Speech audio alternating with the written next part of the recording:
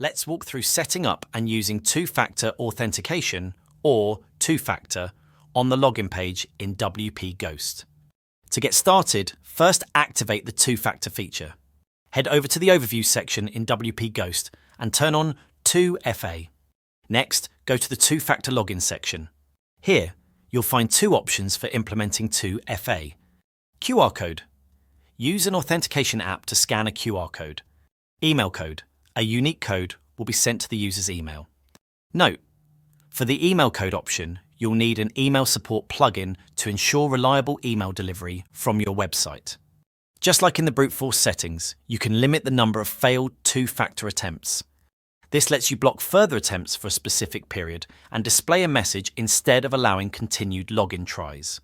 Let's go ahead and select the two-factor code option as an example.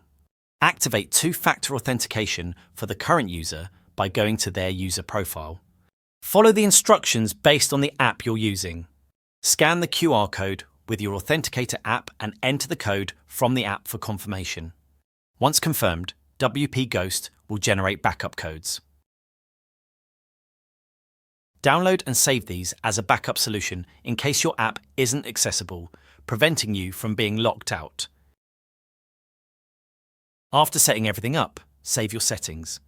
Now, test the two-factor feature on the login page by using a different browser to ensure everything is working smoothly.